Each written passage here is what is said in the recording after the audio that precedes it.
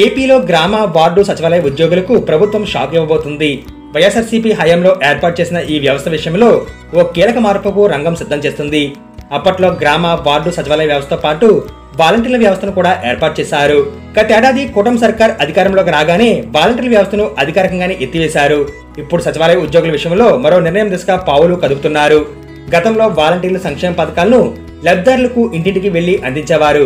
అలాగే కొత్తగా ఏ పథకాలకు దరఖాస్తు చేసుకోవాలన్నా, ఏదైనా కారణంతో రాకపోయినా దాన్ని ఫాలో అప్ చేయాలన్నా వారు చేసేవారు. దీంతో ఎమ్మెల్యేలకు సైతం వీటి విషయంలో జోక్యం చేసుకోవాల్సిన అవసరం లేకుండా పోయింది.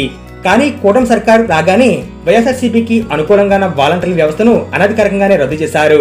అలాగే వీరు పంపిణీ చేసిన పెన్షన్లను సచివాలయ ఉద్యోగులతో పంపిణీ చేయిస్తున్నారు. అలాగే గతంలో వాలంటీర్లు చేసిన పనులన్నీ సచివాలయ ఉద్యోగులకు అప్పగిస్తూనే ఉన్నారు. అయితే ఇదంతా అనధికారికంగానే సాగుతుంది. తమ విధుల్లో భాగం కాని వాలంటీర్ల విధుల్ని తమకు అప్పగించడంపై సచివాలయ ఉద్యోగులు అసంతృప్తి వ్యక్తం చేస్తున్నారు. ఈ నేపథ్యంలో వీరు కోర్టును ఆశ్రయించేందుకు సైతం సిద్ధమవుతున్నారు. దీంతో ప్రభుత్వం అలర్ట్ అయింది. గతంలో వాలంటీర్లు నిర్వహించిన పలు విధుల్ని ఇకపై సచివాలయ ఉద్యోగులకు అధికారికంగానే అప్పగించేందుకు సిద్ధమవుతుంది.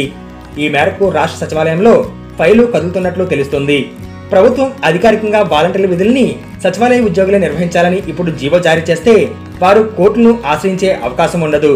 అదే జీవో జారీ చేయకుండా ఉద్యోగులతో వాలంటీర్ల విధుల నిర్వహణకు వాడుకుంటుంటే వారు కోర్టులను ఆశ్రయించే స్టే తెచ్చుకుంటే ఇబ్బందులు తప్పవు.